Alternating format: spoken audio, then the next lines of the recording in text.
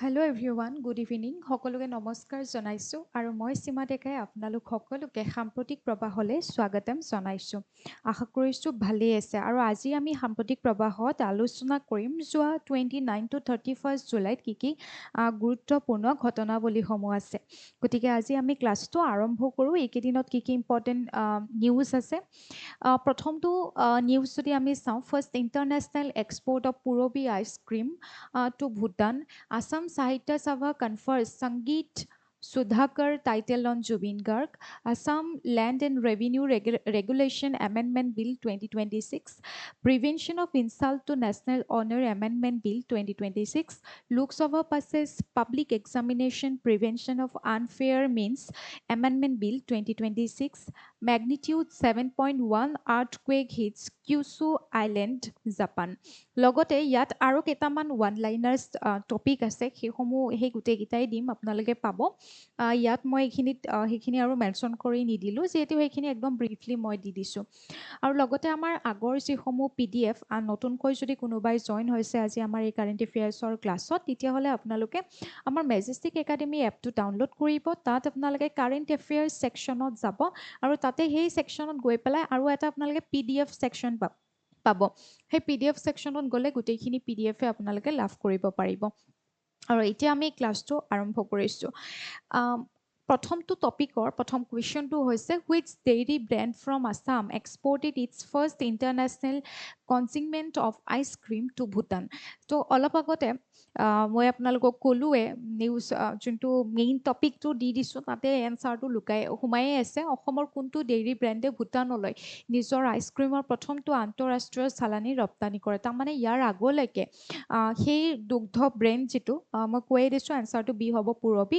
তো তাৰ আগলৈকে কোনো ধৰণৰ এই ব্ৰেণ্ডটোৰ পৰা কোনো ধৰণৰ সামগ্ৰী ডেইৰী প্ৰডাক্ট ইণ্টাৰনেশ্যনেলি কোনো মাৰ্কেটত যোৱা নাছিলে। তো প্ৰথমটো এয়া পদক্ষেপ লৈছে আৰু সেয়া আমাৰ এই নেইবাৰহুড কাণ্ট্ৰি ভূটানলৈ ৰপ্তানি কৰা হৈছে। গতিকে এইটো খুবেই এটা ধুনীয়া কথা। গতিকে আমি এই টপিকটো অকণমান চাই লওঁ, ইয়াৰ পৰা কেতিয়াবা কুৱেশ্যন দি দিব পাৰে। Assam's leading dairy brand Purobi exported its first international consignment of ice cream to Bhutan. তো অসমৰ এই ডেইৰী ব্ৰেণ্ড যিটো পুৰবীয়ে ভূটানলৈ প্ৰথমটো আন্তঃৰাষ্ট্ৰীয় ৰপ্তানি কৰে আইচক্ৰীমৰ। আৰু লগতে this marks a major achievement for Assam's dairy sector expanding local cooperative products into neighbouring international markets under the make in Assam initiative. তো আমি চাব পাৰোঁ এই যিটো ইনিচিয়েটিভটো এই মেক ইন অসমৰ উদ্যোগত যদি আমি চাওঁ, ইয়াৰ জৰিয়তে স্থানীয় যি সমবায় সামগ্ৰীসমূহ আমাৰ ওচৰ চুবুৰীয়া আন্তঃৰাষ্ট্ৰীয় বজাৰলৈ সম্প্ৰসাৰণ কৰি আমাৰ বাবে এক ডাঙৰ সাফল্য আচলতে কঢ়িয়াই আনিছে আমি যদি চাওঁ। গতিকে এইটো এটা খুবেই ইম্পৰ্টেণ্ট হয় অসমৰ এই দুগ্ধ ক্ষেত্ৰত বা এই দুগ্ধ খণ্ডত আপোনালোকে যদি চাই এটা ডাঙৰ সাফল্য কঢ়িয়াই অনা হৈছে ইয়াৰ জৰিয়তে। অৰ্থাৎ এই যিটো ইনিচিয়েটিভটো লোৱা হৈছে, এইটো আমি যদি চাওঁ কিহৰ উদ্যোগত, মেক ইন আছাম। গতিকে এইটো প্ৰথমবাৰৰ বাবে এনেকুৱা আন্তঃৰাষ্ট্ৰীয় পৰ্যায়ত বা মাৰ্কেটত এই পুৰবী ব্ৰেণ্ডৰ এনেকুৱা প্ৰডাক্ট প্ৰথমবাৰলৈকে ৰপ্তানি কৰা হৈছে। গতিকে ইয়াত মই ষ্টেটিষ্টিকেট কিছুমান দি দিছোঁ তথ্য। আমি যদি চাওঁ, এই পুৰবী যিটো ব্ৰেণ্ড হয়, এই ব্ৰেণ্ডটো মেনেজ কৰে কি হয় WAMUL, west Assam milk producer cooperative union limited. তো কেতিয়াবা ৱামুলৰ ফুল ফৰ্ম সুধি দিব পাৰে। আৰু উইথ ছাপৰ্ট ফ্ৰম NDDB অৰ্থাৎ নেশ্যনেল ডেইৰী ডেভেলপমেণ্ট বৰ্ড। আমি যদি চাওঁ এই ৱামুলে মেনেজ কৰে কি আমাৰ অসমৰ যিটো পুৰবী ডেইৰী ব্ৰেণ্ড হয়, এই ব্ৰেণ্ডটোক মেনেজ কৰে কোনে, ৱামুলে। আকৌ এই ৱামুলক আমি যদি চাওঁ সামগ্ৰিকভাৱে ইয়াক পৰিচালিত কৰে নেশ্যনেল যিটো ডেইৰী ডেভেলপমেণ্ট বৰ্ড হয়, এই কি কৰে আপোনাৰ গোটেইখিনি মানে পৰিচালিত কৰে। আৰু লগতে ইয়াতে মই আপোনালোকক আৰু দুটা ষ্টেটিষ্টিকৰ পৰা ইনফৰ্মেশ্যন দিছোঁ। এইটো হয়তো আপোনালোকে শুনিয়ে আছে যে যিটো ফাদাৰ অফ হোৱাইট ৰেভলিউশ্যন বা শ্বেত বিপ্লৱৰ পিতৃ বুলি কাক কোৱা হয়, এইটো হয়তো আপোনালোকে আগতে পৰীক্ষা দেখিছিলে, ডক্টৰ ভাৰ্গিছ কুৰেইন, যাক আমি যোৱা এডিয়াৰিটো আই থিংক এই কুৱেশ্যনটো আহিছিলে নেকি, ডক্টৰ ভাৰ্গিছ কুৰেইন, যাক আমি শ্বেত বিপ্লৱৰ পিতৃ বুলি কওঁ, অৰ্থাৎ হোৱাইট ৰেভলিউশ্যনৰ কি বুলি জানো আমি, ফাদাৰ বুলি কোৱা হয়। কাৰণ তেখেতৰ উদ্যোগতে আমি যদি চাওঁ আমুল আৰু জৰিয়তে মানে এটা ইণ্ডিয়াতে এটা দুগ্ধৰ এটা ডাঙৰ বিপ্লৱ লৈ অহা হৈছিলে আৰু মানে ৰিভলিউশ্যন লৈ অহা হৈছিলে যিটোক আমি হোৱাইট ৰেভলিউশ্যন বুলি কওঁ মানে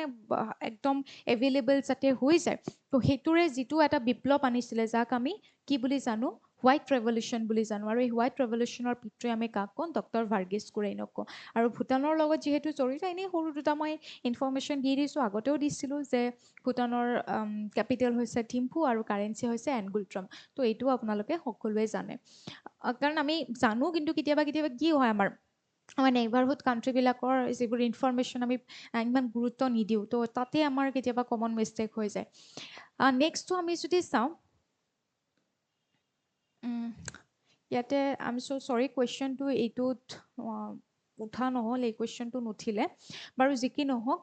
আপোনালোকে হয়তো এই নিউজটো পাইছে অলৰেডি যে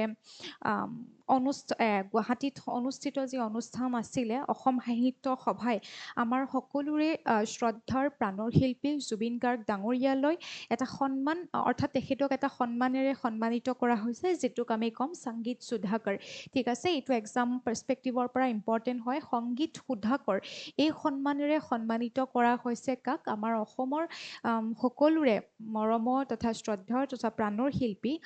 জুবিন গাৰ্গ ডাঙৰীয়ালৈ এই বঁটাটোৰে বা এই সন্মানেৰে সন্মানিত কৰা হৈছে সন্মানটোৰ নাম কি ক'লো সংগীত সুধাকৰ আৰু তাৰ লগতে ইয়াত মানে আৰু এটা অন্যতম গুৰুত্বপূৰ্ণ কথা হৈছে যে তেখেতৰ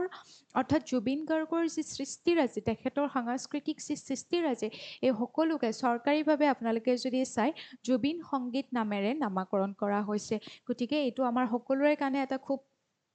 সুন্দৰ বাতৰি আপোনালোকে এইটো মনত ৰাখি থ'ব তেখেতৰ যি আণ্টায়াৰ গোটেই মানে যিখিনি সৃষ্টিৰাজি তেখেতৰ আছিলে সংগীতৰ যি সৃষ্টিৰাজি আছিলে গোটেইখিনিক আনুষ্ঠানিকভাৱে আপোনালোকে যদি চায় কি নাম দিয়া হ'ল কেনেকৈ নামাকৰণ কৰা হৈছে জুবিন সংগীত বুলি নামাকৰণ কৰা হৈছে জুবিন সংগীত বুলি নামাকৰণ কৰা হৈছে আৰু লগতে আপোনালোকে তেখেতক আগবঢ়োৱা বা তেখেতক এই যে সংগীত সুধাকৰ সন্মানেৰে যে সন্মানিত কৰা হৈছে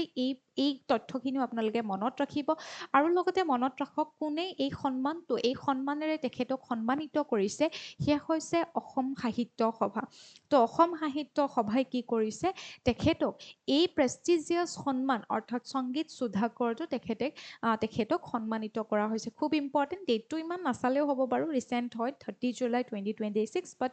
এইখিনি ইনফৰ্মেশ্যন আপোনালোকে চাই থৈ দিব ইয়াৰ পৰা হয়তো কুৱেশ্যন আহিব পাৰে কোনে দিছিলে এই টাইটেলটো বা এনেকৈও দিব পাৰে সংগীত সুধাকৰ টাইটেলটো তলৰ কোনগৰাকী ব্যক্তিক জনা যায় তেনেকৈও দিব পাৰে গতিকে এইখিনি বস্তু আপোনালোকে মন কৰিব আৰু লগতে এই চেৰেমনিটো ক'ত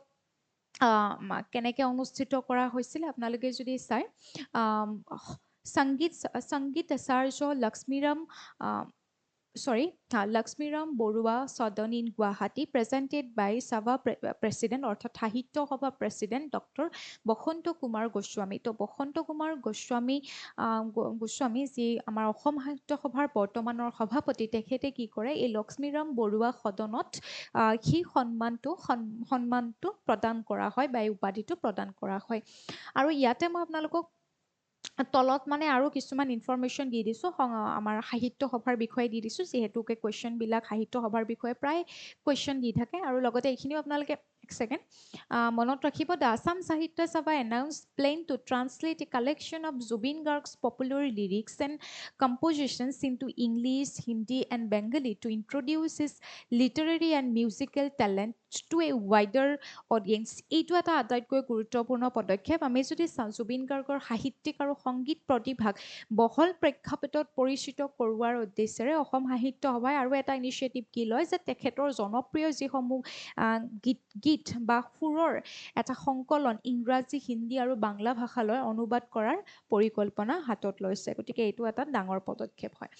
নেক্সট মই যিহেতু ক'লোঁ আপোনালোকক অসম সাহিত্য সভাৰ এইখিনি মই অলৰেডি ক্লাছত কেইবাবাৰো কৰিছোঁৱে এইখিনি কোৱাই হৈছে অসম সাহিত্য সভাৰ কেতিয়া ফৰ্ম হৈছিলে 1916 চনত ইয়াৰে ৰুটটো যদি আমি চাওঁ কি বুলি কওঁ অসমীয়া ভাষা উন্নতি সাধিনী সভা হয়নে নাই অসমীয়া ভাষা উন্নতি সাধিনী সভা আমি কওঁ এই অসমীয়া ভাষা উন্নতি সাধিনী সভা যিটো 1888ত প্ৰতিষ্ঠা হৈছিলে সেইটোৰে আমি ৰুট বুলি মানে সেইটোৰে পৰৱৰ্তী সময়ত আমি যদি চাওঁ কি গঠন হৈছিলে অসম সাহিত্য সভা গঠন হৈছিলে যে অসমৰ ভাষা সাহিত্য সংস্কৃতিক আগুৱাই নিয়াৰ উদ্দেশ্যে উদ্দেশ্যেৰে গঠন হৈছিলে আৰু লগতে প্ৰথমগৰাকী প্ৰেছিডেণ্ট কোন আছিলে পদ্মনাথ গোহাঁই বৰুৱা আছিলে শৰৎচন্দ্ৰ গোস্বামী আছিলে প্ৰথমগৰাকী ছেক্ৰেটাৰী গতিকে এইখিনি আগতে আমি কেইবাবাৰো পঢ়িছোঁ আৰু লগতে আপোনালোকে মন কৰিবচোন এই অসম সাহিত্য সভা এনেকৈ কেইবাগৰাকীও বিখ্যাত ব্যক্তিক আমাৰ অসমৰ তেনেকুৱা বিশেষ বিশেষ সন্মান বা উপাধিৰে সন্মানিত কৰা হৈছে তেনেকৈ আমি লক্ষ্মীনাথ বেজবৰুৱাৰ কথাটো আমি চাব পাৰোঁ এইখিনিতে মন কৰিব পাৰোঁ ৰাইট যিটো ৰসৰাজ টাইটেল আমি যদি চাওঁ ৰসৰাজ টাইটেলটোতো অসম সাহিত্য সভায়ে প্ৰদান কৰিছিলে লক্ষ্মীনাথ বেজবৰুৱাক যিটো 1931ত যিটো শিৱসাগৰত অসম সাহিত্য সভাৰ ছেশ্যন বহিছিলে তাতে লক্ষ্মীনাথ বেজবৰুৱাকে ৰসৰাজ টাইটেলটো উপাধিটো দিছিলে অসম সাহিত্য সভা তো অসম সাহিত্য সভাৰ কেইবাটাও এনেকুৱা গুৰুত্বপূৰ্ণ ইনিচিয়েটিভ আছে আমি মনত ৰাখিব লাগে প্ৰথম কথা আপোনালোকে এই কথাখিনিও মনত ৰাখি থ'ব ইয়াৰ পৰা আগতে কেইবাবাৰো কুৱেশ্যন আহিছিলে নেক্সট এই সভাৰ হেডকোৱাৰ্টাৰ যদি আপোনালোকে চাই যোৰহাট অসমৰ যোৰহাটত ইয়াৰ হেডকোৱাৰ্টাৰ অৱস্থিত কিন্তু প্ৰথমখন অধিৱেশন যদি আপোনালোকে চাই শিৱসাগৰতে কি হৈছিলে অনুষ্ঠিত হৈছিলে নেক্সট অফিচিয়েল জাৰ্নেল যদি আপোনালোকে চাই অসমীয়া সাহিত্য সভা পত্ৰিকা মটটোতো আপোনালোকে জানেয়ে চিৰচেনেহী মোৰ ভাষা জননী কোনে লগতো ডিজাইন কৰিছিলে যুগল দাস সেইখিনিও আপোনালোকে জানে দেন সংগীত সুধাকৰ যিহেতুকে জুবিন গাৰ্গ ডাঙৰীয়ালৈ এই সন্মানেৰে তেখেতক সন্মানিত কৰা হৈছে সংগীত সুধাকৰ ইয়াৰে যদি আপোনালোকে লিটাৰেল মিনিংটো চাই সেয়া হৈছে সংগীতৰ সাগৰ ঠিক আছে সংগীতৰ সাগৰ বা সুধাৰ ভঁৰাল বুলি কোৱা হয় গতিকে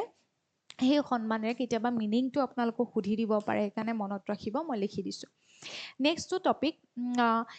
তাৰ আগত এটা কুৱেশ্যন পঢ়ি লওঁ to be recognised as an original inhabitant under 2026 Assam land amendment bill how many generations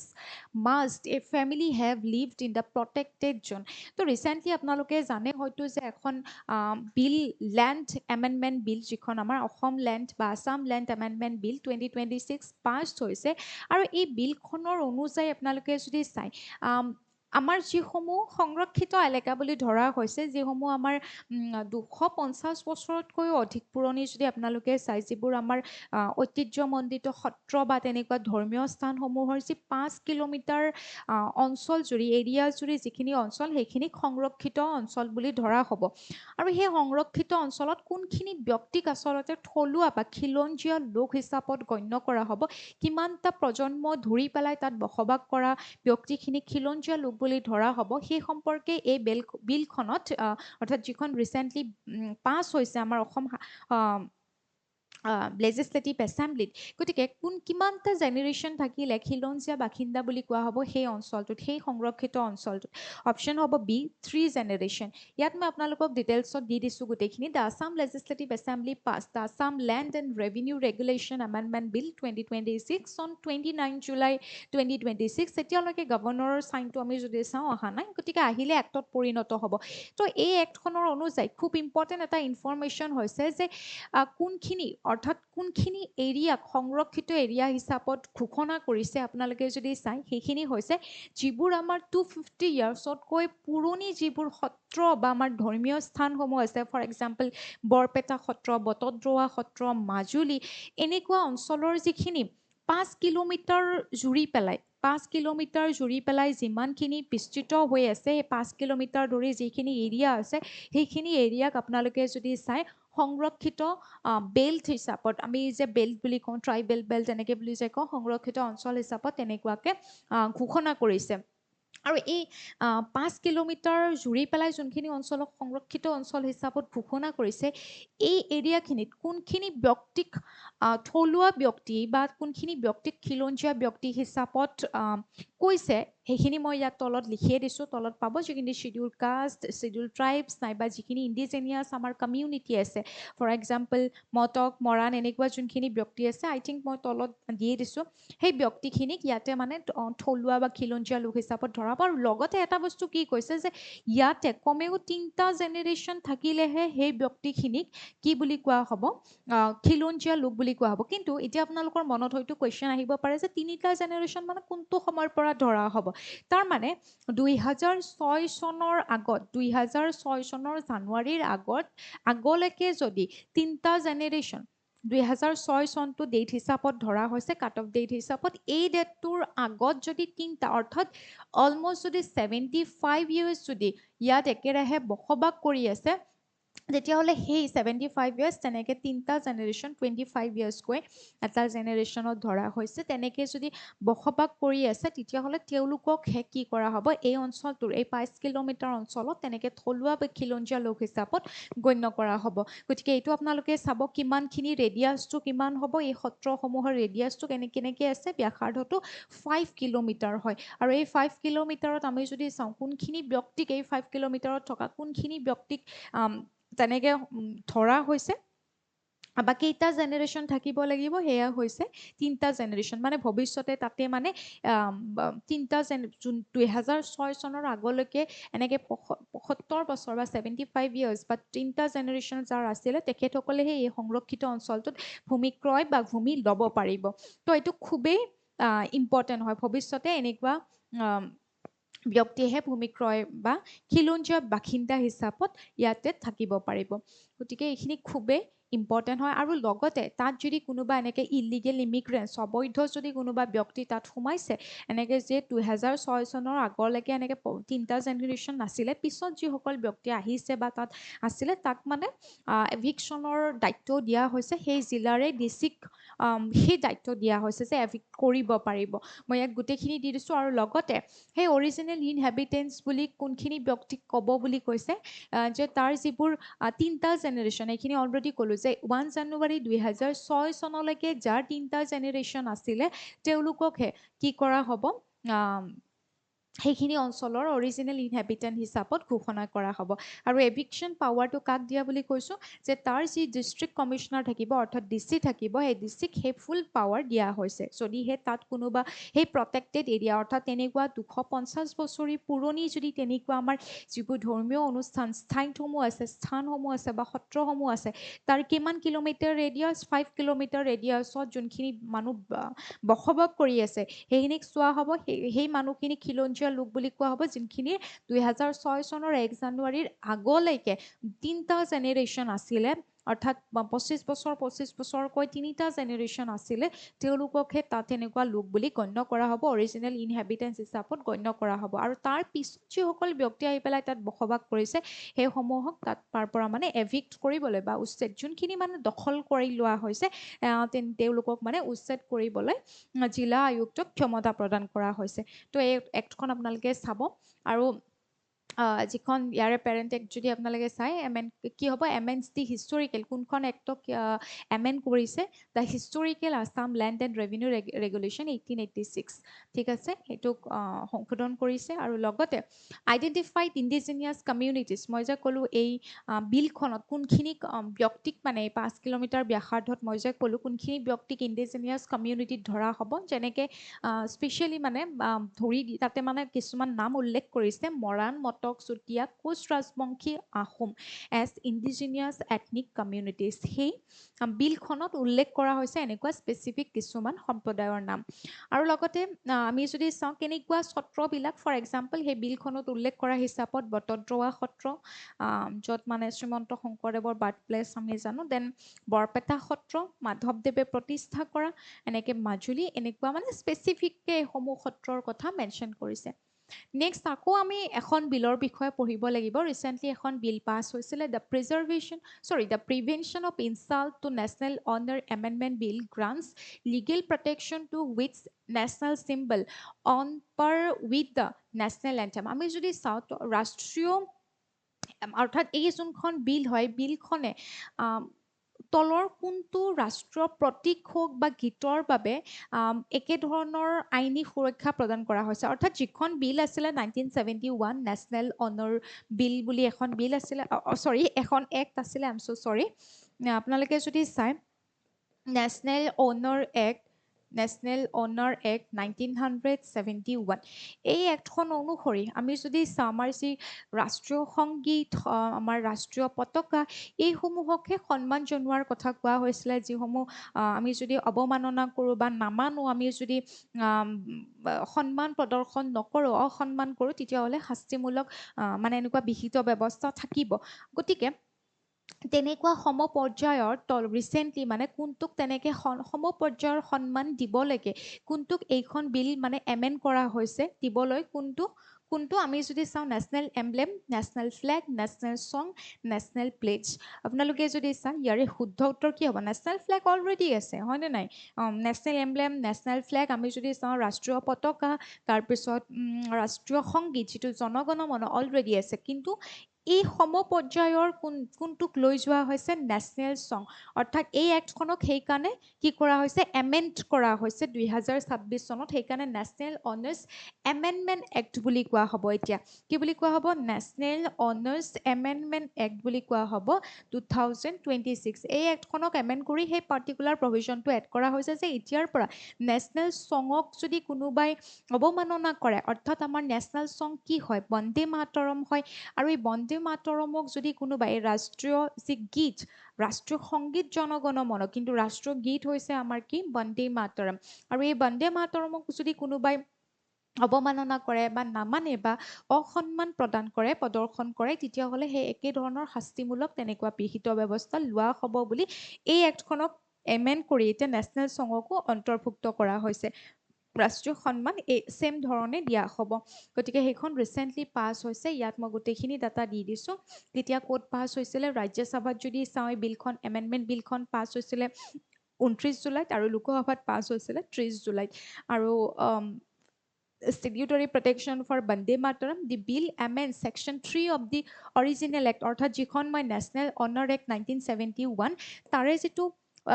3 section, third ছেকশ্যনটো আছিলে, সেইটোক এমেণ্ড কৰি পেলাই কি কৰা হৈছে যে বন্দে মাতৰমক একেধৰণৰ লিগেল প্ৰটেকশ্যন দিব যেনেকৈ নেশ্যনেল এন্থেমক দিয়া হয়। অলৰেডি ক'লোঁ, যি ধৰণে ৰাষ্ট্ৰীয় সংগীতক যি ধৰণৰ সন্মান প্ৰদৰ্শন কৰাৰ কথা এই বিলখনত কৈছিলে, এই এক্টখনত কৈছিলে 1971 এক্টখনত, আৰু সেই এক্টখনৰ সেই ছেকশ্যন 3টোতে এমেণ্ড কৰিছে, অৰ্থাৎ সংশোধন, তাৰমানে এটা বস্তু এড কৰি দিছে কিহৰ বিষয়ে? যে একেধৰণৰ সন্মান এতিয়াৰ পৰা বন্দে মাতৰমকো দিয়া হ'ব, প্ৰদান কৰা হ'ব, অৰ্থাৎ তেনেকুৱা ধৰণৰে আইনী সুৰক্ষা প্ৰদান কৰা হ'ব। কোনোবাই অসন্মান কৰিলে শাস্তি দিয়া হ'ব। The deliberate insult, internationally preventing its singing or causing disturbance to an assembly singing Vande Mataram is now a criminal offense. যদি আমি বন্দে মাতৰমক ইচ্ছাকৃতভাৱে অপমান যদি কোৱা হয় বা কৰা হয়, যদি গোৱাত বাধা দিয়া হয় বা সমাৱেশত যদি ব্যাঘাত জন্মোৱা হয়, তেতিয়া এতিয়াৰে পৰা মানে সেইসমূহ কাৰ্যক অপৰাধ বুলি গণ্য কৰা হ'ব। যি ধৰণে আমি ৰাষ্ট্ৰীয় সংগীত, ৰাষ্ট্ৰীয় পতাকা কৰিলে আমি অপৰাধ বুলি গণ্য কৰোঁ সেইখন এক্টৰ জৰিয়তে। তো পানিছেবল কিমান? আমি ইয়াতে চাওঁ শাস্তিটো punishable with imprisonment of up to 3 years, a fine or both, হয়তো 3 বছৰ জেইল নাইবা ফাইন নাইবা দুইটাই দিব লগা হ'ব পাৰে। তো repeat offenders face a minimum of 1 year imprisonment, ঠিক আছে। আৰু পুনৰ যদি অপৰাধ কৰোঁতাসকলক আৰু 1 বছৰ কাৰাদণ্ড দিয়া হ'ব। The legislation coincide with the 150th anniversary year of the composition of Bande Mataram. তো এই বিধানসভাৰ সিদ্ধান্তটো আমি যদি চাওঁ কেনেকৈ কিহৰ লগত সংগতি ৰাখি, যোনদিনাখন বন্দে মাতৰমৰ 150 বছৰ, অৰ্থাৎ বন্দে মাতৰম ৰচনা কৰাৰ 150 বছৰ বাৰ্ষিকী ৰাইট হৈছিলে। তো ইয়াত মই ষ্টেটিক দিকে গোটেইখিনি লিখি দিয়ে দিছোঁ যে কোনে এই ছংটো লিখিছিলে বা গোটেইখিনি নাই দিয়া ন? বংকিম চন্দ্ৰ চট্টোপাধ্যায়ৰ বিষয়ে নাই দিয়া নেকি? দিছোঁতো, কিয় নিদিম? Author and origin of Vande Mataram composed by Bankim Chandra Chattopadhyay, কেতিয়া? 1875, and published in his famous novel Anand Math. তো এই আনন্দ মাথ কাৰ হয়? ইয়াৰ পৰা আগতেও কেইবাটাও কুৱেশ্যন আহিছে। এই আনন্দ মাথতে যিটো বন্দে মাতৰম, আমাৰ মুভমেণ্ট, আমাৰ স্বাধীনতা সংগ্ৰামক অনুপ্ৰেৰণা যোগোৱা যিটো গীত গোৱা হৈছিলে, এই বন্দে মাতৰম লিখিছিলে বংকিম চন্দ্ৰ চট্টোপাধ্যায়। কেতিয়া লিখিছিলে? 1875। আৰু কেতিয়া ক'ত পাব্লিছ হৈছিলে? তেখেতৰ যিখন ফেমাছ নভেল হয়, উপন্যাস হয়, আনন্দ মাথত তেখেতে প্ৰকাশ কৰিছিলে। আৰু লগতে আমি যদি চাওঁ আমাৰ যিটো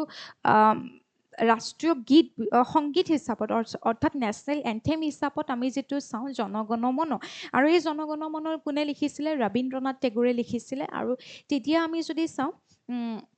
আৰু গোটেইখিনি ইয়াত লিখি দিয়া নাই ৰবীন্দ্ৰনাথ টেগোৰে লিখিছিলে আপোনালোকে সকলোৱে জানে আৰু লগতে আপোনালোকে যদি চাই এই যেটো বন্দে মাতৰম কেতিয়া প্ৰথমতে গাইছিলে যদি কেতিয়াবা কোৱেশ্চন সোধে কেতিয়া গাইছিলে ফাৰ্ষ্ট সাং কলিকতা যিখন আইএনচিৰ সেশন বহিছিলে 1896ত আৰু সেই কেলকাতাৰ সেই সেশনটোতে বন্দে মাতৰমক প্ৰথমবাৰৰ বাবে গোৱা হৈছিলে কেতিয়াবা হেতু সুধিব পাৰে বন্দে মাতৰম প্ৰথমবাৰৰ বাবে কোনে গাইছিলে লিখাটো আমি সকলোৱে গম পালো বা কিহত প্ৰকাশ হৈছিলে হেতু আমি গম পালো কিন্তু প্ৰথমবাৰৰ বাবে কোড গাইছিলে কেতিয়া গাইছিলে বা কোনে গাইছিলে তো কলিকতাৰ যেটো সেশন আছিলে সেই কলিকতাৰ সেশনতে গোৱা হৈছিলে প্ৰথমবাৰৰ বাবে গোৱা হৈছিলে ৰবীন্দ্ৰনাথ টেগোৰে গাইছিলে আৰু এই দুটা গীতৰ আমি যদি চাওঁ যেনেকৈ জনগণ মন আৰু লগতে বন্দে মাতৰম ইয়াৰ এটা সিমিলাৰিটিজ যদি আপোনালোকে চাই একেবাৰে ইম্পৰ্টেণ্ট হয় যেতিয়া আমাৰ এটা মই লিখি দিছোঁ আপোনালোকক এক ছেকেণ্ড এইখিনিৰ পৰা কুৱেশ্যন কেতিয়াবা আহিব পাৰে আমি যদি চাওঁ নেশ্যনেল এন্থেম জনগণ মন আৰু নেশ্যনেল সং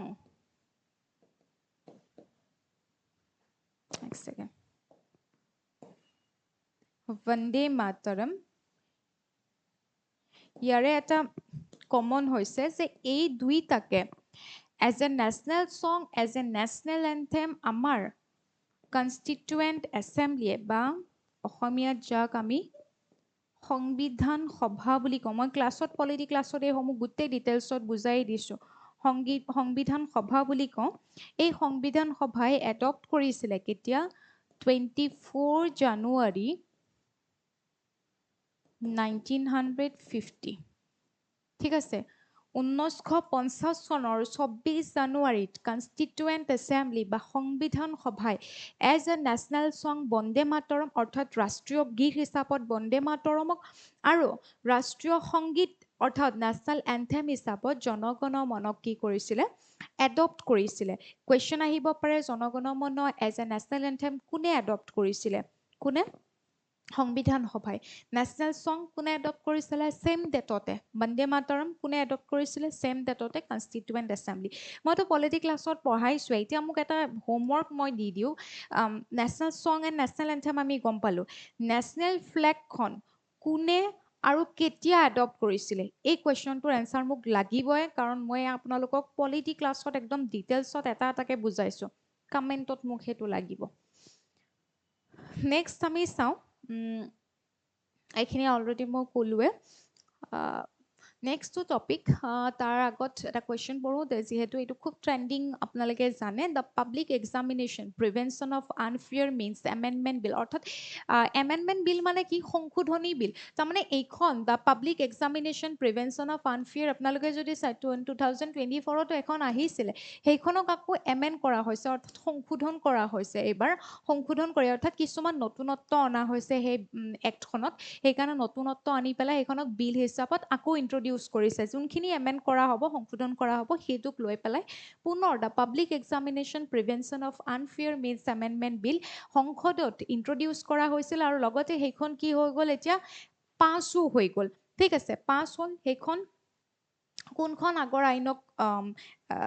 এমেণ্ড কৰিছে এখন হ'ব public examination prevention of unfair means act 2024 already মই কৈয়ে দিলোঁ সেইখনক সংশোধন কৰিছে এতিয়া সংশোধন কৰি কি নতুন আনিব আপোনালোকে যদি চাই যিহেতু সেইখন এক্টৰ জৰিয়তেও জৰিমনা ভৰিব লাগিব আছিলে সেইখিনিক আৰু অধিক দ্ৰুত মানে ষ্ট্ৰংলি অনা হৈছে এখন এক্টৰ জৰিয়তে মানে তুৰন্ত একদম ইমিডিয়েট শাস্তি দিয়া হ'ব যোন এনেকুৱা পেপাৰ লিকৰ লগত জড়িত থাকিব এনেকুৱাবিলাক কাণ্ডৰ লগত জড়িত থাকিব যোনবোৰ এক্সাম যেনেকৈ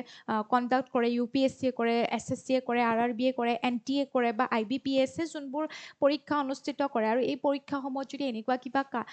ঘটনা সংঘটিত হয় পেপাৰ লিকৰ নিচিনা এনেকুৱা যদি কিবা সংঘটিত হয় তাৰ লগত জড়িত যোন ব্যক্তি হ'ব পাৰ্চন হ'ব তেওঁলোকক ইমিডিয়েট শাস্তি প্ৰদান কৰা হ'ব আগতেও সেইখন বিলৰ এক্টৰ জৰিয়তে আনিছিলে যে সেইখন এক্টৰ জৰিয়তে অমুকখিনি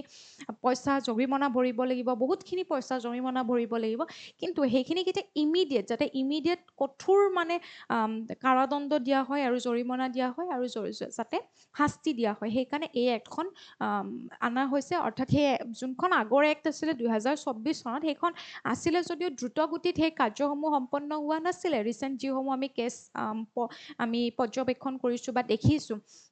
গতিকে সেইসমূহৰ কাৰণে এইবাৰ আকৌ আমাৰ কি কৰা হ'ল সেই এক্টখন অৰ্থাৎ 2024 চনৰ সেই এক্টখনক অকণমান এমেণ্ড কৰি সংশোধন কৰি পুনৰ সদনত ইন্ট্ৰডিউচ কৰি পেলাই ভইচ ভোটৰ দ্বাৰা পাছ কৰিছে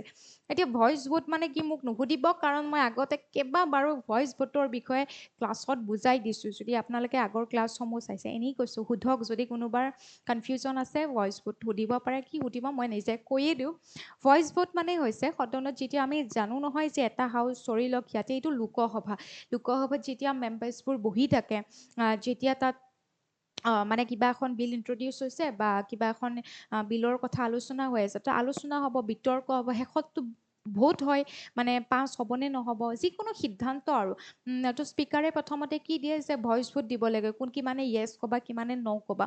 তো সেই যোনটো য়েছ ক'ব আই বুলি কোৱা হয় আই আৰু ন বুলি কয় যিমান চিঞৰিব আই যিমান শুনিব ন যিমান শুনিব তো তাৰ ভিত্তিত স্পীকাৰে সিদ্ধান্ত লয় যে অ' য়েছ বেছিকৈ আহিছে তো সেইটোক কোৱা হয় ভইচ ভোট তো সেই ভইচ ভোটৰ জৰিয়তে মানে পাছ হৈ গ'ল পিছত আৰু কোনো আমাৰ যিটো বেলট চৰি ইলেক্ট্ৰনিক ভোটিং মেচিনত ভোট দি পেলাই সেইটো আৰু অনা নহ'ল এই ভোট আমাৰ যিটো ভইচ ভোট সেইটোৰে পাছ হৈ গ'ল গতিকে এই বিলখন পাছ হৈ গ'ল এতিয়া মানে ইমিডিয়েট কি দিয়া হ'ব শাস্তি প্ৰদান কৰা হ'ব গোটেইখিনি মই ইয়াত লিখিয়ে দিছোঁ আপোনালোকে চাব পাৰে original anti paper leak text যোনখন 2024 চনত কাৰ্যকৰী কৰা হৈছিলে ইয়াত চাওক মই শাস্তিখিনি দিয়ে দিছোঁ কিমান জৰিমনা আছিলে চাব 10 বছৰ কাৰাদণ্ড ভাবক 10 বছৰ কাৰাদণ্ড আৰু 1 কৰোৰ ফাইন তো এতিয়া যদি এইখন এক্ট কাৰ্যকৰী হয় এতিয়া তো মানুহে সম্ভৱতঃ ভয় কৰিব এনেকুৱা যিবোৰ বেয়া কৰ্ম কুকৰ্ম সেইসমূহ কৰিবৰ কাৰণে কাৰণ 1 কৰোৰ মানে জৰিমনা দিব লাগিব আৰু 10 বছৰ কাৰাদণ্ড খাটিব লাগিব জেইল খাটিব লাগিব গতিকে এইটো মানে ইমিডিয়েট শাস্তি প্ৰদান কৰা হ'ব যোনে এনেকুৱা SSC হওক বা UPSC হওক বা NTA যিবোৰ বা IBPS যোনসমূহ পৰীক্ষা অনুষ্ঠিত কৰে ইয়াত যদি এনেকুৱা পেপাৰ লিকৰ নিচিনা যদি কিবা কাৰ্য সংঘটিত হয় তেতিয়াহ'লে সেই কাৰ্যৰ লগত জড়িত থকা ব্যক্তিয়ে তুৰন্ত এই শাস্তিখিনি তেওঁলোকে ক্ষিপ্ৰতৰ হ'ব আৰু তেওঁলোকে পাব গতিকে এইখিনি ইয়াতকেও বেছি মানে এতিয়া মানে কৰা হ'ব ঠিক আছে সেইখনক মানে এমেণ্ড কৰি পেলাই গোটেইখিনি বস্তু অধিক কৰি তোলা হৈছে আৰু অধিক ক্ষিপ্ৰতৰ কৰা হৈছে ইয়াৰ লগত জড়িত এনেই UPSCৰ বিষয়ে যিহেতু কুৱেশ্যন সুধি থাকে UPSCৰ মই যিহেতু নামটো মেনশ্যন কৰিছোঁ সেইকাৰণে কনষ্টিটিউশ্যনেল কিছুমান প্ৰভিজন সুধি দিয়ে যে কোনটো পাৰ্টত আছে part 14 of the Indian constitution তাত বহুত ষ্টেট PSC আৰু লগতে যি UPSCৰ বিষয়ে মানে আয়োগৰ বিষয়ে কি কি পাৱাৰ্ছ বা কি কি কাম কৰে চেয়াৰমেন এই সকলোবিলাকৰ বিষয়ে আমাৰ উল্লেখ আছে আৰ্টিকল 315 to 323 অলৰেডি আমি বিল 3খন পঢ়িলোঁ ৰাইট পাছ হোৱা এক 3খন পঢ়িলোঁ তো এতিয়া আমি চাওঁ ৰিচেণ্টলি যিহেতু জাপানত ভূমিকম্প আহিছিলে গম পাই হয়তো তো ইয়াৰ ৰিলেটেড আমাক চিনিকৰ পৰা কুৱেশ্যন দি দিব পাৰে সেইকাৰণে প্ৰথমটো কুৱেশ্যনটো পঢ়োঁ on which island on Japan of Kumamoto prefecture মানে কুমামটো যিটো এডমিনিষ্ট্ৰেটিভ অঞ্চল হয় যেনেকৈ আমাৰ ষ্টেট হয় সেই অঞ্চলত অৱস্থিত মানে সেই যিটো ভূমিকম্প কেন্দ্ৰবিন্দু আছিলে মেইন যদি আমি চাওঁ কোনটো আইলেণ্ডত হনচু হক্কাইডো নে চিকোকু নে কিউছু তো অপশ্যন ডি হ'ব কিউছু কাৰণ আপোনালোকে যদি চাই জাপানত 5টা এনেকুৱা মেইন আইলেণ্ড আছে সেই আইলেণ্ডকেইটাৰ বিষয়ে মই বাৰু ইয়াত দিয়ে দিছোঁ গোটেইখিনি পাব প্ৰথম চাব এই 7.1 magnitude earthquake stroke of the coast of Kyushu island তো কিউছু আইলেণ্ডটো এক্সাম পাৰ্চপেক্টিভৰ পৰা ইম্পৰ্টেণ্ট হয় আমাৰ যিকোনো এক্সামৰ কাৰণে কিউছু আইলেণ্ডটো ক'ত অৱস্থিত বুলি সুধিব পাৰে তো জাপানৰ এই কিউছু আইলেণ্ডৰ যিটো কুমামটো প্ৰিফেকচাৰ তাত প্ৰিফেকচাৰ যিটো আমি ৰাজ্য বুলি কওঁ ন তো সেই এডমিনিষ্ট্ৰেটিভ অঞ্চলত কুমামটো অঞ্চলটো ক'ত পৰে কিউছু আইলেণ্ডত পৰে তো ইয়াতে মেইন কেন্দ্ৰবিন্দু আছিলে এই শক্তিশালী ভূমিকম্প চাওক 7.1 মেগনিটিউডৰ তো trigger temporary tsunami warnings along the এৰিয়াকে sea and Yatsushiro Sea, disrupting bullet train networks and regional airports এইখিনি বাৰু ইমান মনত ৰাখিবলগীয়া নহয় গোটেইখিনি আঞ্চলিক যি বিমানবন্দৰ চলাচল যিবোৰ বুলেট ট্ৰেইন আছিলে সেইবোৰ মানে ব্যাহত হৈ যায় কাৰণ চুনামিৰ তাত মানে সকিয়নি জাৰি কৰা হৈছে যিহেতু ভূমিকম্প আমি জানো আইলেণ্ড নেশ্যন তাত সেই জাপানখন 4খন টেক্টনিক প্লেটৰ ওপৰত অৱস্থিত তো তাত ৱৰ্ল্ডৰ ভিতৰত সৰ্বাধিক আমি যদি চাওঁ ভূমিকম্প সংঘটিত হয় গতিকে সেইকাৰণে চুনামিৰো সেয়া জাৰি কৰা হৈছে তো ইয়াতে মই ষ্টেটিক জিকাৰ বিষয়ে যেহেতু ইম্পৰ্টেণ্ট মেইন এয়াই আহিব পাৰে তো 5টা মেজৰ আইলেণ্ড আছে জাপানত তাৰ ভিতৰত যদি আমি চাওঁ হনচুটো হৈছে চবচে ডাঙৰ আইলেণ্ড হয় আৰু তাত যদি আপোনালোকে মন কৰে জাপানৰ যিখন কেপিটেল টকিঅ' অৱস্থিত আৰু লগতে তাত যিটো মাউণ্ট ফুজি জাপানৰ অন্যতম মানে চবতকৈ ওখ পিক মাউণ্ট ফুজি অৱস্থিত আৰু মাউণ্ট ফুজিটো আপোনালোকে হয়তো জানে এটা এক্টিভ ভলকেনো হয় আৰু লগতে ইয়াত আপোনালোকে যদি মন কৰে ইউনেস্কো আচ্ছা এটা কেপিটেল হৈ গ'ল স্মল হৈ গ'ল মাউণ্ট ফুজি আপোনালোকে যদি চাই ইউনেস্কো ৱৰ্ল্ড হেৰিটেজ চাইট হয় তো ইউনেস্কো ৱৰ্ল্ড হেৰিটেজ চাইট মাউণ্ট ফুজি যিটো অৱস্থিত আমি জাপানত বুলি জানো আৰু লগতে জাপানৰ ই অন্যতম উচ্চ হয় আৰু লগতে এইটো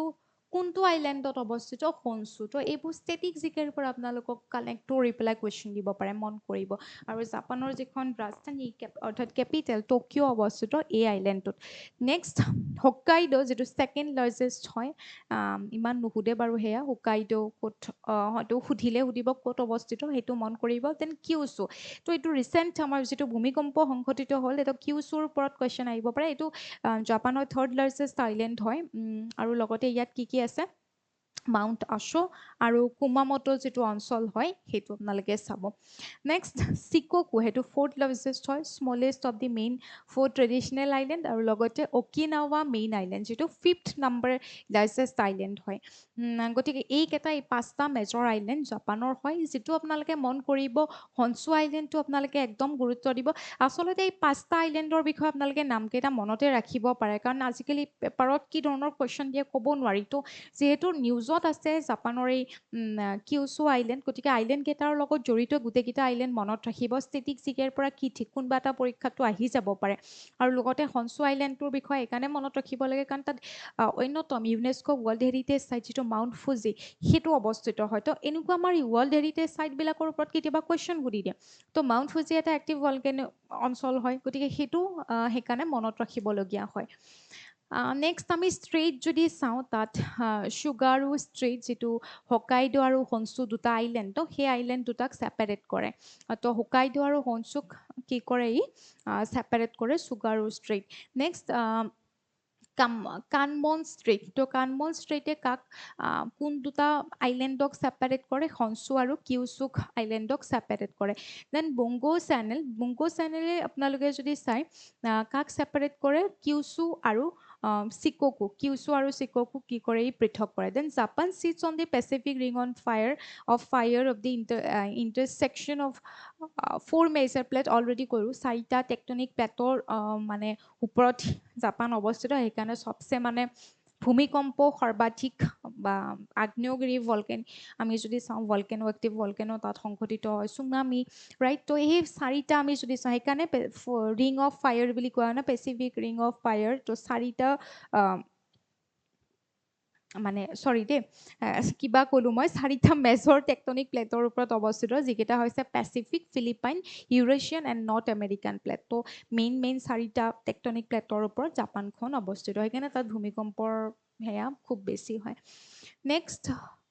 এইটো দেখিছে মই কুৱেশ্যনটো দিছিলোঁ কিন্তু পিছত আহিলে মই যে অলপ আগতে জুবিন গাৰ্গক যিটো সংগীত সুধাকৰ সন্মান দিয়া হৈছে সাহিত্য একাডেমী সভাই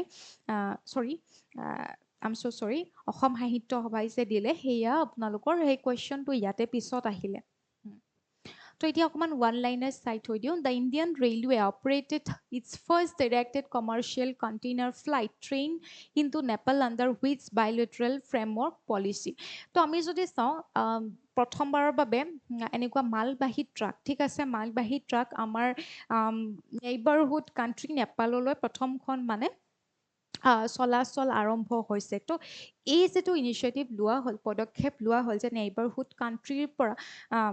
নেপালৰ পৰা ভাৰতলৈকে এনেকুৱা মালবাহী ট্ৰাকৰ চলাচল হ'ব তো এই ইনিচিয়েটিভটো কোনটো আপোনাৰ দ্বিপাক্ষিক নীতি বা বাইলেটাৰেল ফ্ৰেমৱৰ্কৰ আধাৰত মানে ইয়াক লোৱা হৈছে act east policy neighbourhood first policy Sagar vision and operation Maitri তো এইবোৰ সাগৰ ভিজন আৰু অপাৰেশ্যন মেট্ৰিটোতো কাটিব পাৰে অপাৰেশ্যন মেট্ৰি কিবা কি হয় আপোনালোকে কমেণ্টত জনাবচোন সাগৰ ভিজন মই আই থিংক আগৰ কাৰেণ্ট এফেয়াৰ্ছত এই সাগৰ ভিজনৰ বিষয়ে মই পঢ়াইছিলোঁ তাৰপিছত ইয়াত বাছি থাকিল এ আৰু বি অপশ্যন কিন্তু বি এ হ'ব নেইবাৰহুড ফাৰ্ষ্ট পলিচি যিটো আপোনালোকে যদি চায় এনেই নেইবাৰহুড ফাৰ্ষ্ট পলিচি 1947 চনৰ পৰাই ই এক আমাৰ বৈদেশিক নীতিৰ এক সেই আমি নীতি বুলি ক'ব পাৰোঁ কিন্তু ইয়াক যদি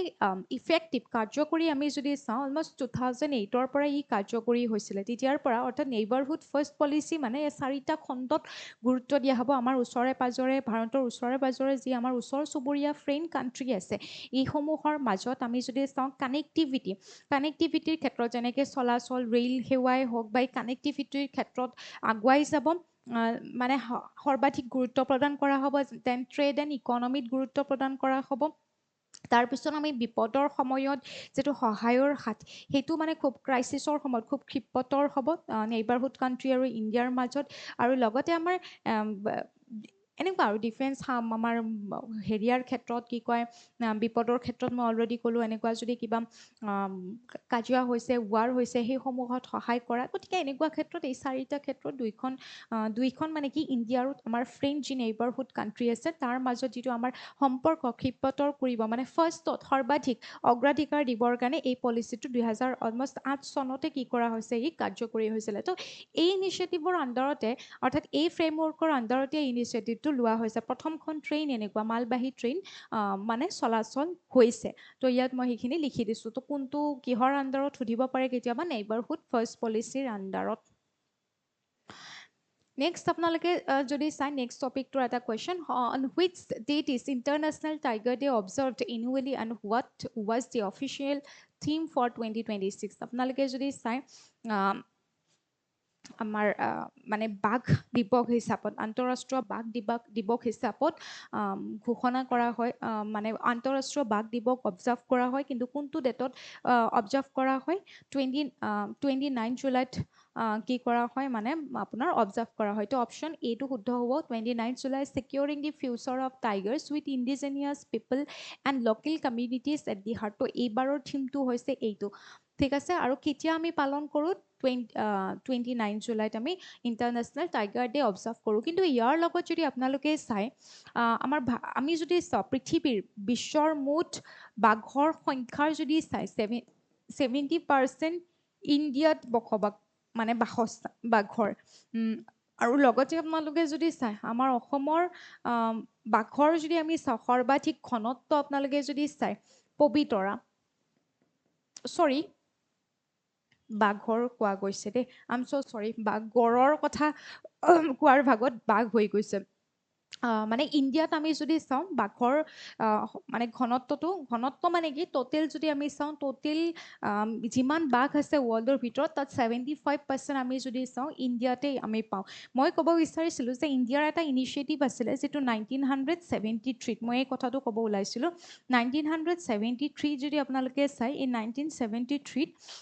এটা ইনিচিয়েটিভ লোৱা হৈছিলে যিটো কোৱা হয় প্ৰজেক্ট টাইগাৰ বুলি তো এই প্ৰজেক্ট টাইগাৰ হৈছে এনেকুৱা এটা পদক্ষেপ যিটোৰ আণ্ডাৰত আমাৰ যিসমূহ বাঘ থকা অঞ্চল সংৰক্ষিত অঞ্চল বাঘ থকা অঞ্চল অৰ্থাৎ নেশ্যনেল পাৰ্কৰ আণ্ডাৰত বা ৱাইল্ড লাইফ চেংচুৰীৰ আণ্ডাৰত যিসমূহ বাঘৰ অঞ্চল সেইসমূহক সংৰক্ষিত কৰাৰ কাৰণে এই প্ৰজেক্ট টাইগাৰ ইনিচিয়েটিভটো লোৱা হৈছিল আৰু এই প্ৰজেক্ট টাইগাৰৰ আণ্ডাৰতে তেনেকুৱাকৈ বিভিন্ন এনেকুৱা বাঘ থকা অঞ্চল সংৰক্ষিত কৰা হয় যেনেকৈ আমি অসমত এজ অফ নাও 4টা আমি টাইগাৰ ৰিজাৰ্ভ ফৰেষ্ট এৰিয়া আমি পাওঁ তো এই টাইগাৰ ৰিজাৰ্ভ ফৰেষ্ট এৰিয়াকেইটা আমি যদি চাওঁ এই 1973 এই যিটো প্ৰজেক্ট টাইগাৰ এইটোৰ আণ্ডাৰত লোৱা হৈছিলে গতিকে এইসমূহৰ ওপৰত খুব কুৱেশ্যন দি থাকে প্ৰজেক্ট টাইগাৰ কি বা টাইগাৰ ৰিজাৰ্ভ কি হয় অসমৰ টাইগাৰ ৰিজাৰ্ভ এৰিয়াকেইটা কোনকেইটা হয় 4টা কি হয় কিহৰ আণ্ডাৰত পৰে এই ধৰণৰ কুৱেশ্যন খুবেই দিয়ে গতিকে আমি চাব গ'লে কাজিৰঙাটো যেনেকৈ ৰয়েল বেংগল টাইগাৰৰ জনসংখ্যা সৰ্বাধিক হয় আমি ক'ব পাৰোঁ তো তেনেকুৱা ধৰণৰ কুৱেশ্যনবিলাক প্ৰায় এক্সামত দি দিয়ে আপোনালোকে মনত ৰাখিব তো এইখিনি ইনিচিয়েটিভ চাই থৈ দিলেই হ'ল যিটো মানে তথ্য এইখিনি চাই থৈ দিব আৰু ইয়াত মই গোটেইখিনি বস্তু যিটো থিমটো আৰু লগতে ডেটটো ইয়াত লিখি দিছোঁ ইমানখিনি বহুত ডিটেইলছত চাব নালাগে সেইকাৰণে মই একদম ব্ৰিফলি এইখিনি ইনফৰমেশ্যন দি দিছোঁ then INS Mosalipattnam recently launched by the Indian Navy belongs to which class of vessels তো কোনটো ক্লাছৰ আণ্ডাৰত মানে INS Mosalipattnam যিখন ছাবমেৰাইন যুদ্ধ বিমান হয় সেইখন ৰিচেণ্টলি মানে মুকলি কৰা হৈছে তো সেয়া মাহে ক্লাছৰ আণ্ডাৰত হয় তো এই যুদ্ধ বিমান যিখন সাবমেৰাইন যুদ্ধ বিমান হয় এখন লোৱা হৈছে যিহেতু আমাৰ মুছালিপাটনম নামটো দিয়া হৈছে অৰ্থাৎ অন্ধ্ৰপ্ৰদেশৰ যিটো কোষ্টলাইন এৰিয়া হয় তো সেই মুছলিপাটনামৰ নামতে এই সাবমেৰাইনখনৰ নামো দিয়া হৈছে অৰ্থাৎ আমাৰ যিসমূহ সাগৰীয় উপকূলীয় অঞ্চল যি অগভীৰ যিখিনি ইমান ডেপ্থ নহয় তাত যিসমূহ আমাৰ শত্ৰুপক্ষৰ যিবোৰ যুদ্ধ বিমান অৰ্থাৎ সাবমেৰাইন লুকাই থাকে অৰ্থাৎ ডাঙৰ ডাঙৰ আমাৰতো যুদ্ধ বিমানবিলাকে সেইসমূহকতো ট্ৰেক কৰিব নোৱাৰিব গতিকে তেনেকুৱা কিছুমান শক্তিশালী সাবমেৰাইন লোৱা হওক আমাৰ মেক ইন ভাৰতৰ ইনিচিয়েটিভত আচলতে এইটো লোৱা হৈছে গতিকে তেনেকুৱা এখন সাবমেৰাইন ৱাৰফেয়াৰ লোৱা হৈছে যিখনৰ জৰিয়তে আপোনালোকে যদি চায় মেক ইন ইণ্ডিয়া কোৱা গৈছে আত্মনিৰ্ভৰশীল ভাৰত ক'ব লাগিছিলে আত্মনিৰ্ভৰশীল ভাৰতৰ আণ্ডাৰত ইয়াক বিল্ড কৰা হৈছে গতিকে এনেকুৱা এখন সাবমেৰাইন লঞ্চ কৰা হৈছে যিখনৰ জৰিয়তে আমাৰ অলপ পানীতে যিসমূহ ধৰি লওক পানীৰ পৰাই যিসমূহ আমাৰ সাগৰীয় অঞ্চলবিলাক আমাৰ এৰাবিয়ান চি বা ভাৰত মহাসাগৰৰ পাৰত যিবোৰ ধৰি লওক শত্ৰুপক্ষৰ যিবোৰ যুদ্ধ বিমানবিলাক লুকাই থাকে তেনেকুৱা বা তেওঁলোকৰ যিবোৰ জাহাজ সেইবোৰ লুকাই থাকে বা চোৰাংচোৱাৰে জাহাজ নহওক কিয় গতিকে সেইসমূহক ট্ৰেক কৰিবৰ কাৰণে এইখন ৰিচেণ্টলি মানে কি কৰা হৈছে মুকলি কৰা হৈছে তো ইমান নুসুধে বাৰু মুছলিপাটনাম কি হয় এনেকৈ হয়তো সুধিব পাৰে নেক্সট কিন্তু এইটো ইম্পৰ্টেণ্ট হয় আমাৰ খেলৰ জগতৰ পৰা যে ফ্ৰাংকো বাৰেচি যোন ৰিচেণ্টলি তেখেতৰ মৃত্যু হৈছে ফ্ৰাংকো বাৰেচি তেখেত কিহৰ মানে কোনটো ক্লাবৰ যদি আপোনাৰ এগৰাকী ফুটবল প্লেয়াৰ হয় বিখ্যাত তো কোনটো ক্লাবৰ কোনখন দেশৰ মানে ক্লাবৰ এটা ক্লাব হৈছে সেই ক্লাবটোৰ এগৰাকী ডিফেণ্ডাৰ আছিলে সেইটো হৈছে AC মিলান ঠিক আছে AC মিলান আৰু কিহৰ হয় দেশখন ইটালী তো তেখেত কি খেলৰ লগত জড়িত এনেকুৱা কুৱেশ্যন সুধিব পাৰে তেখেত মানে ফিফা ৱৰ্ল্ড কাপতো জয়ী হৈছিলে তো ইয়াত মই গোটেইখিনি তেখেতৰ বিষয়ে দি দিছোঁ AC মিলানৰ ডিফেণ্ডাৰ বা Italy defender 1982 FIFA world cup জয়ী হৈছিলে আৰু 3 টাইম UEFA চেম্পিয়ন হৈছিলে আৰু লগতে মানে চেম্পিয়নছ লিগ উইনাৰ হৈছিলে and one of the football's greatest sweepers হয় গতিকে তেখেতৰ মৃত্যু হ'ল কেতিয়া 31 জুলাই 2026 এইখিনি হয়তো আপোনালোকে শুনিছে তেখেতৰ বিষয়ে জানে সকলোৱে তো যিহেতু তেখেতৰ ৰিচেণ্টলি দুৰ্ভাগ্যবশতঃ তেখেতৰ মৃত্যু হ'ল মাত্ৰ 66 ইয়াৰ্ছতে তেখেতৰ মৃত্যু হ'ল গতিকে তেখেত কিহৰ লগত জড়িত কোনটো খেলৰ লগত জড়িত বা কোনখন কাণ্ট্ৰিৰ লগত জড়িত সেয়া হয়তো কুৱেশ্যন সুধিব পাৰে গতিকে এইখিনি বস্তু আপোনালোকে মনত ৰাখি থৈ দিব নেক্সট লাষ্টটো টপিক হৈছে আমাৰ দানবীৰ ইনিচিয়েটিভ যিটো ministry of panchayati Raje launch কৰিছে তো এই দানবীৰ যিটো ইনিচিয়েটিভ হয় এই দানবীৰ ইনিচিয়েটিভটোৰ লগত যিটো মানে এই পদক্ষেপটোৰ লগত এটা পৰ্টেল মোবাইল এপো এটা সংযোগ কৰা হৈছে কাৰণ এইটো এতিয়া ক'লেহে বুজি পাব আপোনালোকে যে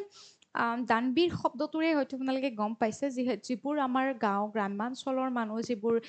অন্য দেশত গুচি যায় বা চহৰ অঞ্চললৈকে নিজৰ কাম কাজৰ বাবে গুচি যায় তাতে নিগাজিকৈ থাকিবলৈ কিন্তু নিজৰ গাঁওখনৰ উদ্দেশ্যে কিবা এটা কৰিব মন থাকে তো যিসকল ব্যক্তি তেনেকুৱা নিজৰ গাঁওখনৰ প্ৰতি কিবা কৰিব মন কৰে তো তেওঁলোকে যাতে যিবোৰ টকা নিদিয়ে অৰ্থাৎ যিবোৰ গাঁৱৰ পঞ্চায়তৰ যি মুৰব্বী তেওঁলোকক যাতে